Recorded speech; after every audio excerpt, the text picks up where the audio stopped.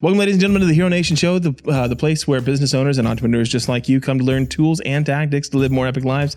I am your host, John, and this lady right here, his name is Jameson. Hello. Now, this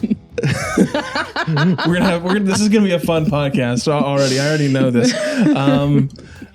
So tell me what you do. What do I do? That is a loaded question. Okay, so we start with what you don't do? Well, everyone does something for a price. National Director of Marketing Business Development for All My Son's Moving and Storage. That's what's listed. Okay. But I do everything from traditional, non-traditional marketing nationwide for our locations. I'm a liaison between all of the pro and collegiate teams that we are the official movers for, as well as I lead up our grassroots effort across the nation with all of our charity work and so on and so forth. Lots of hats. Nice. So it's fun. It's a good time. So do you start off in marketing?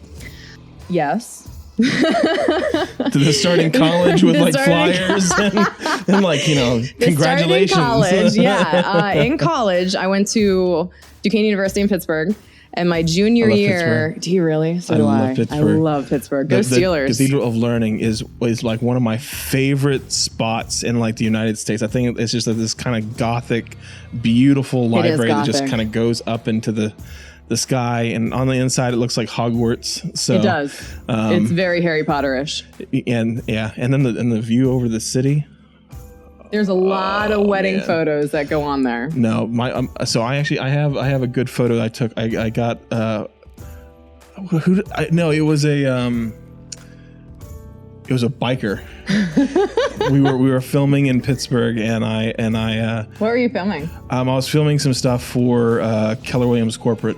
Nice. And so they had sent us around to like 50 cities across the United States. We were filming in these different cities, and I was flying a drone up there, and this guy kind of came up on his bike, and it was just the way he looked. It was like everything, and I was like, it's just like the perfect shot of him just like hanging all across the bike, and I'm like, hey, can I get a shot? And he's like, yeah. I'm like, cool. So we got this shot of like him just sitting on his Harley, like overlooking the city, and I was like, in that park too? This feels like Pittsburgh to me. Did you go near Phipps Conservatory? Yes, we did. Yeah, we shot there too. Love. Yeah, it's a really cool city. You know, my marriage did not last long. However, our wedding photos were amazing there. Yeah. Oh, nice. Is that where you took them? And I threw a badass party. I did. So is that really where it kind of started in the whole marketing stuff? Was yeah, like it did because I worked 6 a.m. So I worked full time and went to school full time at Duquesne University for 3 years. So I worked 6 a.m. shifts at a very uppity gym in downtown Pittsburgh called the Rivers Club. Very, very uppity.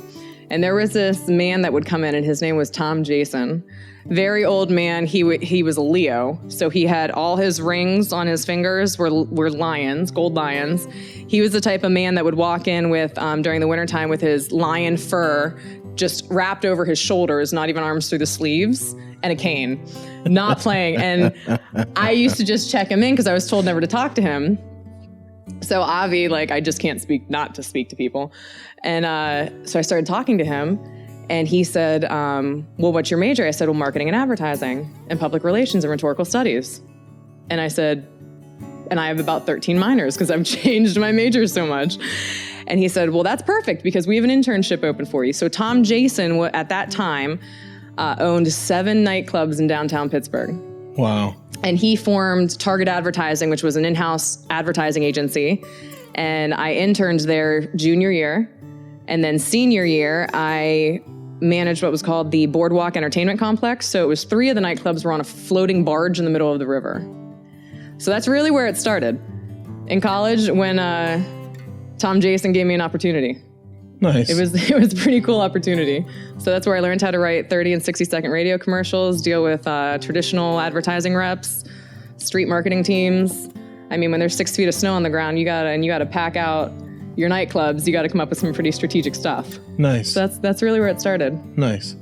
So yeah, all my life almost. What's been your favorite part on it? As I got older, I realized the influence that I've had, and I do have, and not intentionally. And when I was in Florida, my company moved me here about 2 years ago from Florida, and I coached youth sports in Florida. I was a girls basketball coach, but while I was in Florida, I got the opportunity to be a keynote speaker at Leaders Recognizing Youth Leaders out of Broward County. And my marketing and efforts and everything throughout South Florida with charities and stuff that led me to meet the head of the board of directors for that organization. And I'm a true believer that when you can drink with somebody and you can break bread with somebody, you're going to learn a lot about them. And so I kind of told him my story and where I'm at now. And he was like, I have youth in this community that need to hear that. So that's really where it's been, where I love it. I've been most influential. So what is it about like the influence? Why does that matter to you? Because I'm one of those people that I don't ever want to be the smartest person in the room. And so I always want to be elevating other people's games and bringing them with me to the next room to find who we can learn from. And I do a lot of educational courses for real estate agents and people in the real estate industry to help them elevate their game and take it to the next level. And just that aha moment in adults' faces, especially when they're like, I get it. And then you see them take off. Yeah, that's really rewarding. And I kind of wonder if this is the case actually for a lot of us. If the influence that we have is in some way our way of leaving a legacy. If it's our way of helping other people, and it's kind of like this is the reason why I'm here. If that makes sense. You know, it's funny because there's been different stages throughout my life, and I've had a lot of character building moments, a lot, that I've literally been like, why is this happening? Why am I here? And when you go through it and you come out the other end and you look back and you're like, that's why. But you're not going to know until you move forward, right? So I can look back at the time I spent in Florida and I said, that's why, right? Next year, I'm going to be able to look back at the last 2 years and be like, okay, that was pretty cool. That's how I helped that person take their game to the next level. People ask me all the time, especially vendors in the real estate industry, you've been here for a year, 2 years. I've never been able to get into that broker's office. How did you do that? And I'm like, well, one, I have my own hashtag. Like, who wouldn't want to talk to the Ninja Ginga? Hashtag Ninja Ginga. And two, I looked at this guy and he's infamous for how can I earn your business? How can I earn your business? You go in like this. I go in like this. What can I do to help you take your business to the next level? Because when your business goes to the next level, my business will go to the next level. Yeah. So what can I do to help you? So I'm going to ask. This is I think a fun question. I see in communities all over the fucking place, a ton of fake marketers, marketing gurus, social media experts. Fuck's sake. Like they are rampant. They are everywhere. How would you suggest people spot the fakes? So let me tell you a story. I had Watson Realty fly me out to Jacksonville. I happen to have a location out there as well to do social media classes. Watson Realty dominates the Jacksonville market in the northern Florida and Georgia, a little bit over the Georgia line. And there was this older woman there, and she had a young buck sitting next to her. And the girl that's sitting next to her came up to me after the class, and she was like, she introduced herself, shook my hand, and she said, I'm a local social media influencer. And it took everything in me not to like, be like, no, what really do you do? For me, when people broadcast themselves as I'm a social media influencer, you're really not.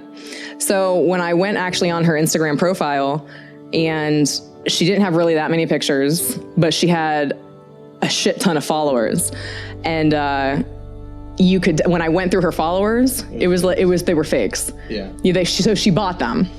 But a lot of them, when people go and they look at other people's profiles, when I look at other people's followers, if they have if they're following 1 million people and have no photos or have no followers, that's not a real account. That's not. So I don't think I'm a social media influencer.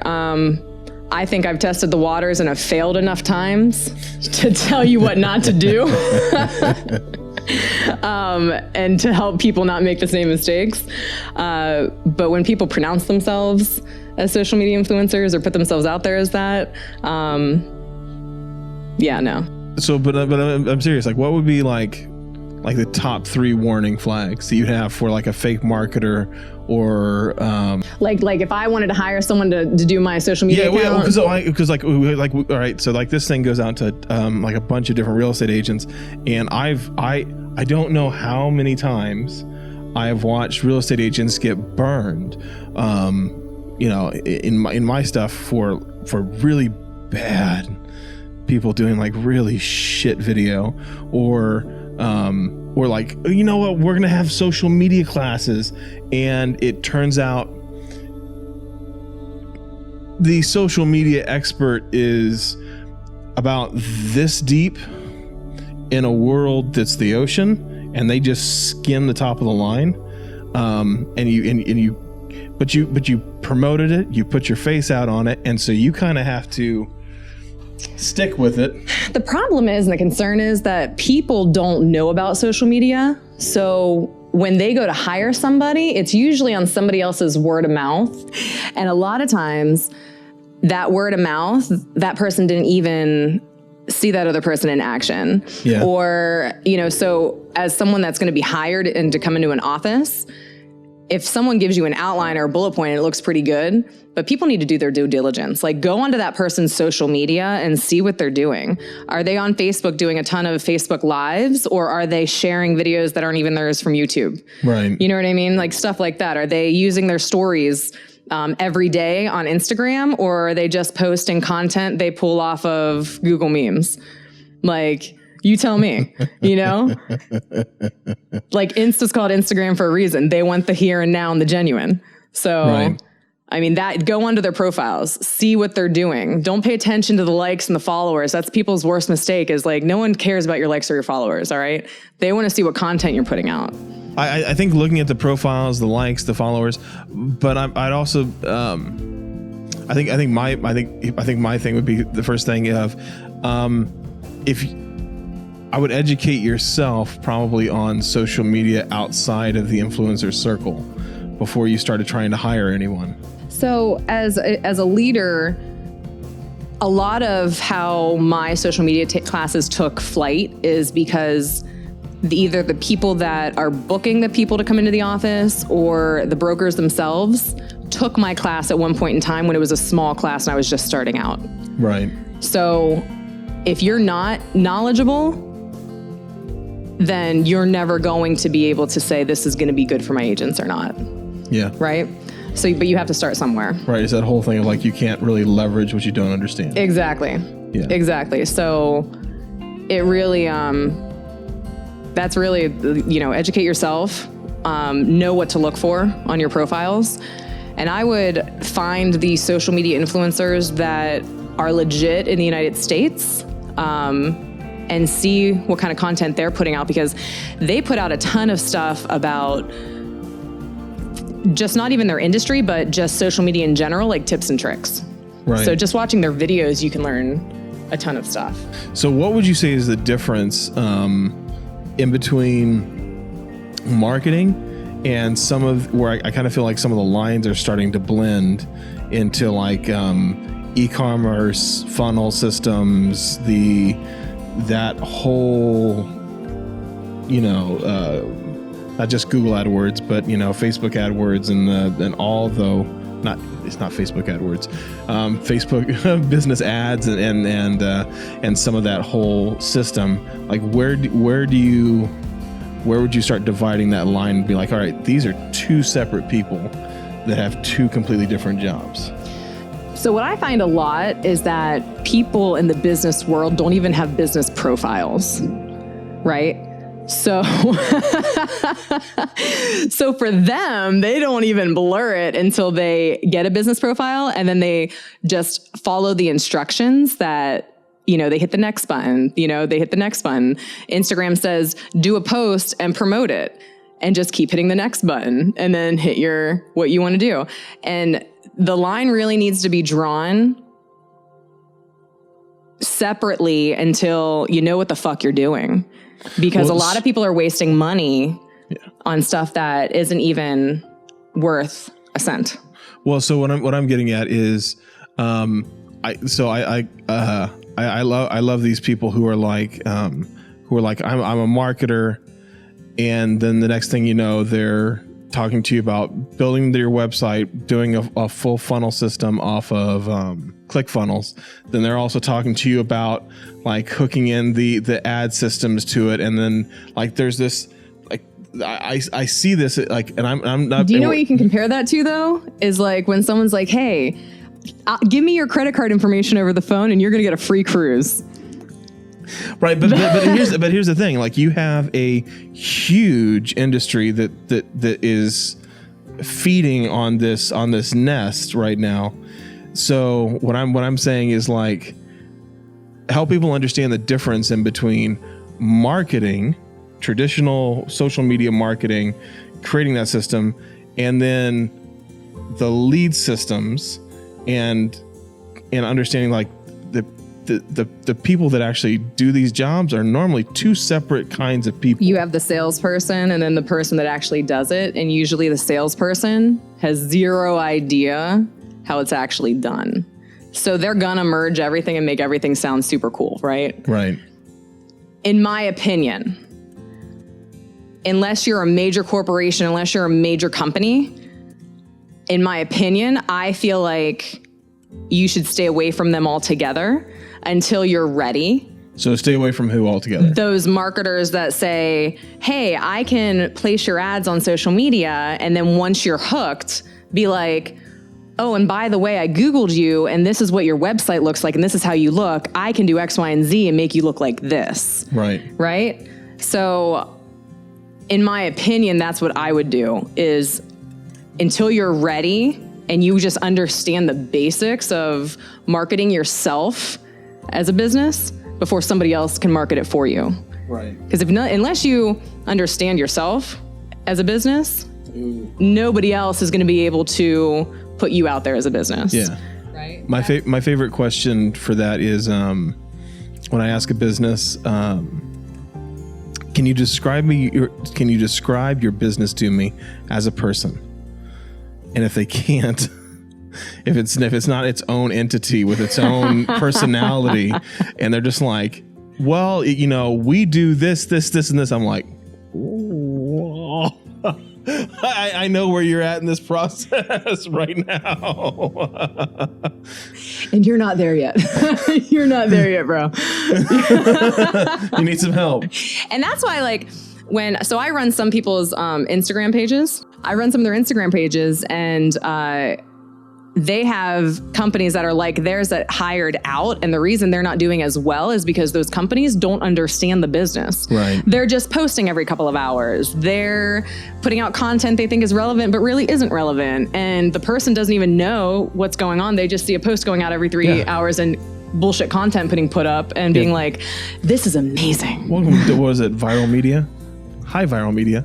I'm probably going to get sued over that. I'm sorry. I really don't like viral media at all. They drive me a little crazy. Go ahead and unlike and unfollow them on social media. And stop paying them the $1,000 a month that you're doing, and come talk to some people that actually know what they're doing. Thank you. That's our PSA. So where do you land on social media versus traditional media sources now? God, that's a tough question. I know. That's a the reason I went there. Let's go. Come on. Okay, so, and I have 63 locations nationwide, right? And every market's different, and things that work in one market don't work in another market. But in my head, brand awareness is number one, right? Yeah. And so in traditional marketing, I'm a huge fan of billboards, and I'm a huge fan of, in any market, and a huge fan of grassroots in every market, right? And they hold each other's, between social media and brand awareness, they hold each other's hands and skip down the yellow brick road, because you need one to support the other, right? Because it comes full circle. Am I a huge fan of TV and radio? Sometimes when it's appropriate. Like if you're partnering with a TV station that's doing a Toys for Tots drive or whatever the case is. If you're not Cadillac or one of the bigger companies like that, I think it's a waste of money on radio and TV to spend a butt ton, because one, it's hard to track. It's very hard to track. And two, you're also like, you're not really giving it to the specific person that you actually need to get the information. When they're like, oh, we can geo-target that shit, I'm like, come on, bro. Come on. No. Like, you're just fucking with me underneath the table. Please go away. I know it. I know you got your finger in my wallet. Back up. But that's why I love billboards. Like, I can't tell you how many people have driven from Louisiana back down to South Florida and been like, oh my God, I saw you in every single state when we drove on the highways. Like, that's brand awareness, right? Like, that's why I love me a good billboard. I love me a good billboard, okay? So how do you go about, do you do design firms? Do you do everything in-house? Really am a huge fan of relationship building. And I don't trust a whole lot of people because I think everybody's out to fuck you. And I ended up meeting through actually a TV station rep that I became drinking buddies with down in Florida. She introduced me to a lady at Omni Advertising down in South Florida who does nationwide stuff. And she, like, when you literally form a bond with someone and build that relationship, you trust them. Yeah. So I do a lot of things now through an agency when before I did not. And what a lot of people make the mistake of doing, the TV stations can be like, not only can I place your ad, I can write it for you, I can produce it for you, I can do this, I can do that. Nah, bro. We're just going to put that out there right now. Don't do that. I will say that probably 99.9% of all, especially the local television stations, they're hiring subpar videographers and editors that are getting paid nothing, hardly anything. They don't know how to use a camera. They're using technology that is outdated, outclassed, and outmade. They don't really give a damn, and they're not willing to spend the time to learn. Exactly. So now I like to, now that I formed this relationship and I was introduced to somebody, and that's where networking comes in, right? I do almost everything, whether I have to write a script or produce anything, through Iris at Omni Advertising. And shout out to Iris. What? I trust that. And now, I was in the talk to bring the PGA National from Florida to here. Like, that was a conversation I had. Well, now I need to produce marketing material at that level of person. Right. So between like BNIs and networking and things, I know a great graphic design people that I trust, that when I put something down as a vision, they can pick it up and run with it. And I don't have to like waste my time losing brain cells. So when it comes to that kind of stuff, I go through advertising agencies or anything like that. People that I know their shit. As far as anything digital, we do that in-house. We have a in-house graphics team that can do anything that we have to put out to the Dallas Cowboys or in a stadium or a digital billboard or a print ad. Sometimes if I do a favor for somebody and buy a print ad, anything like that, we have an in-house. Something that's real simple, super simple, that they can turn it around like that. Like I do flyers for all the brokers that bring me into their office, and my guy turns them around in my in-house. So we do a little bit of both of each. Right, each one to their strength. So at what point did that happen? I mean, because you're basically So I'm guessing you're putting all your video, all that kind of stuff, that all goes to the advertising agency. That gets outsourced. Yep. Yeah. If it's something simple, like I want to put a highlight film together of a conference or anything like that, I have videographers that I use. Yeah. If it's, I host youth flag football tournaments. If I need a DJ, I know where to go. If I have a sports photographer, I know. So not everything goes through the agency, but Right. I do and that's where people make the mistake of just Googling, hey, I need a photographer, or hey, I need this. Network the shit out of your ass. Like, that's really what you need to do, especially if you're starting out. So you just need to know where your hand needs to go and what pot to put your hand in when it needs to be. And a tip on the photographers and the videographers or cinematographers, like the best ones are normally the quietest ones. There's that whole I forgot what the actual the little graph is called, where they're like, here's you at the beginning and you think you know everything, and then as you start learning, it goes down and it ends up over here about this high where you started this way, and the experts are over here and they never believe they actually know everything. The quiet ones are amazing because it's just like in with females, like the quiet ones are the ones that are like the deadliest to date. Right? It's in videography and all that. The quiet ones are the ones that know their shit. Yeah, it's normally they're the ones listening. Right, exactly. And they're the ones that are like, you tell them what you want, they shake their head, they go do it. Yeah. They don't try and tell you what could be better. Right. If they think something could be better, they'll take a shot. I had a photographer do this to me in Vegas. He took a shot and he was like, hey, I just wanted to show you a sequence real quick. I know this is what you wanted and this is what I did, but this is also something we could do really cool too. And I was like, you know what? You're right. Bring it to me like that. Yeah. Like, don't come at me right off the bat like, well, no, you know what would be better than what you want? Let me tell you what you want. Or I'll say like most realtors or call medium to small businesses or teams, they don't know what they want, and what they normally want is something just like what everybody else because they don't know, right? And those are the people that get taken advantage of the most, right? So earlier when I said about like the influence and like people like that aha moment, I literally went into a broker's office because his son, who's one of his top agents in South Florida, went to one of my classes. He brought me into the class. I'm not kidding you. The broker got up out of my presentation, slammed the door, and walked into his office. And I was like, fuck, did I say something to offend him? Because I'm a little raw and like raunchy sometimes. And I walked into his office and his back was towards me. He was firing his social media company. And and he turned around and he's like, you just saved me a butt ton of money. Because he literally was like, I don't understand why this isn't taking off, until he sat through half my class and then got up and fired his company. Yeah. That's reality. Companies are just taking advantage. Yeah. Well, because they can, and it's easy, and you don't understand it. So congratulations. You just became winner, a number one sucker. I'm empty. Here. Aww, you don't like it? No, I like it. I just don't drink that much. Take my green straw. I'll hold it for posterity. Product placements. I know you like kind of like some of the publicity stunts. I know you're doing like the pink truck we talked about the other day. It is okay when you go into be a pillar in the community. It is okay before you step into that role to be like, what the fuck is it in it for me? It is okay, and people forget that. Do you know what I mean? Yeah.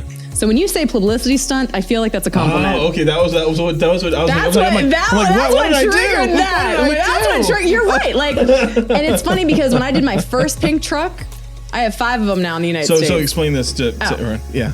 Well, okay. Hi. Wow. Okay. So a few years ago, when I was based in South Florida, I developed Join All My Sons as We Move for a Cure. And without permission from my company, I spent $7,000 and wrapped a 28-foot truck bright pink. And when I say bright pink, I mean this is like legally blonde, bright fucking pink. And we partnered with a super hyper local breast cancer awareness charity, and the first time, I'm getting goosebumps just thinking about it. The first time we put that on the road, I can't tell you how many calls, like our phone system almost shut down because people were like, I just saw your truck. Like they weren't even moving and they were calling the office saying, I just saw your truck. And so obviously they were upset I spent that much money, but then they saw the benefit and the community involvement and the pillar and how the funds were staying local to the community we served. So we have 4 of them in the United States now. In Dallas tomorrow, we're unveiling its first pink truck. And I will only partner with super hyperlocal breast cancer awareness charities because I want the funds to stay local to the women, the families, the people that we serve here in the DFW market. So it's pretty cool to see one of these things up close and personal. Nice. It really is. Yeah. So that's what it's all about. It's about raising money, and everyone knows someone that was affected by breast cancer. So we named the trucks after women that have either lost their lives or have survived it. And our first pink truck was named after a woman who survived it, and her name's Lucia. And so our pink truck's name's Lucia. And after she had chemo, she had to have a heart transplant because the chemotherapy damaged her heart. So it was a super cool dedication to do that. So it was really, really cool. So things like that, when you say publicity stunt, totally 110%, right? But at the same time gives you like the warm and fuzzies. And again, I'm very grateful to work for a company that's like, okay, like, let's do this. How much does it cost? Like, okay, this is cool, right? But it's doing good and gives you those warm and fuzzies. And yet ultimately, I know that I'm spending money where it's going to count the most. So how much market research do you end up doing for some of this stuff? So for what I do, it's really about going into the market and getting like titty deep in the shit is really what it is. And what worked for me in Florida didn't work for me when I came to Dallas. In Florida, like I'm super huge in Florida realtors and the real estate industry. Same thing here. But if you're a vendor and you're not part of your local board in the state of Florida, nobody will touch you as a realtor. Here, nobody cares. Right? So here, I really had to sink my nails into the movers and shakers in the vendor world that already had those top producers. Yeah. That those top producers already trusted. Well, let me ask you some questions. Go for it. I mean, you're here, up in here. You got your face on a camera every day. Your mouth's on a microphone. I mean, no, not every day. Not every day. Not every day. I mean, how did you get into wanting to be like, I need to put information out there that people can look at for free and help them grow professionally and personally? So I will preface this by saying I didn't want my face or my mouth near a microphone. So when we started Hero Nation, my philosophy is a little bit, it's pretty similar to yours. It's not a little bit, it's just quite a bit. It's more like my offering has always been, I try to become my goal, right, in my life has always been, I want my ceiling to be other people's floor. Right. So I come in and I go, how, if I can find the heart in someone, right? The real heart, the gold beyond the dirt and the shit that everyone else puts out. If I can partner with that, I'll drive you as far as I can till I drop. And, anyway, we're going to do that right there. And tell me why you're getting emotional. Cause that, like, I get emotional when people touch stuff too. So tell me why you're getting emotional there. That's who I am. It's what I love about people, and people, like, there's people who say, I love people. Okay, whatever. Then there's the thing of like, do you desire to pull the best out of people? And to me, like, that's where you, because people can talk about liking people, but do you serve them? Do you lead low? because the best leaders that I've met and that I've worked with are the ones that didn't lead from necessarily a high position, but they led in a way that it multiplied the people around them. Here's how I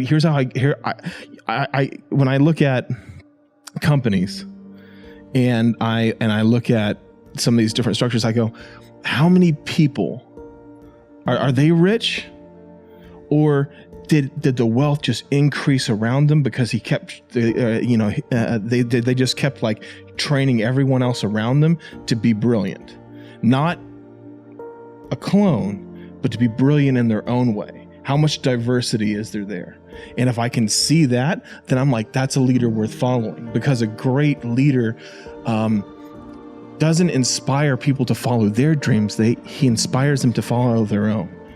And I find that to be what I love. It lights me up. It brings love and passion into my life.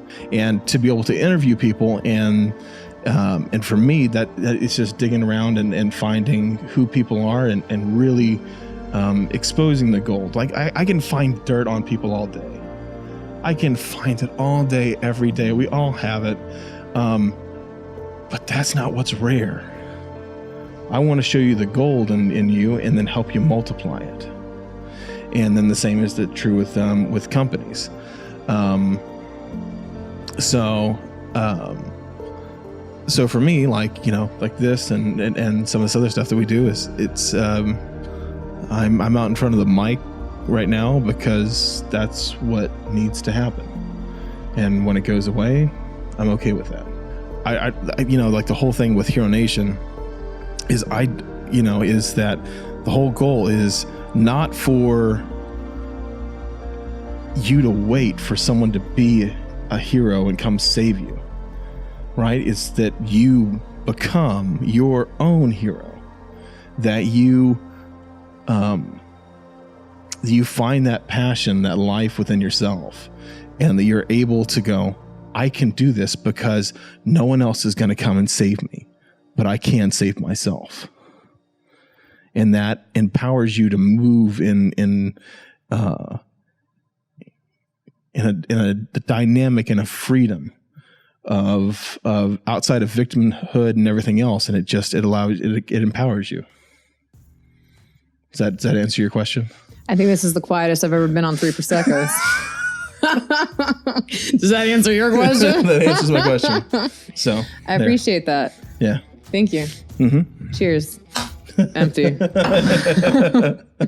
All right. So for like the last, if you could give someone one piece of advice as they're dealing into marketing, their branding, all that kind of fun stuff. They're starting out into it and they're like, oh my God, there's a world out here. What advice would you give them? You got to start by betting on yourself. You got to start by knowing yourself, knowing the product you're putting out, and knowing the product you're putting out, if it's an intangible, and believing in that intangible. If it's a tangible, knowing that that's going to be a product that is going to do what people want it to do, whether it's life-changing or not, and then putting it out there in a positive light. And then once you can do that, that's more of like almost like a personal growth business thing. If there's such a thing like that. But then after that, seeing the people that are in the same industry as you, that are successful, and what are they doing? Success leaves clues. And that's one thing my dad taught me, is that it is okay to look at what anyone else is doing around you and what's making them successful, right? So whether you're real estate, whether you're, in any type of sales or an entrepreneur or whatever it is, look at the people across the nation, not just in your market. What are they doing differently to be successful than what you're doing and what people around you are doing? Because different is what's going to set you apart. Nice. Did that answer your question? That answered my question. Thank you so much for coming. I appreciate you. That's 2. Guys, I want to hear your comments. I want to hear what you're thinking. Like, share, subscribe, and until next time, be your own hero.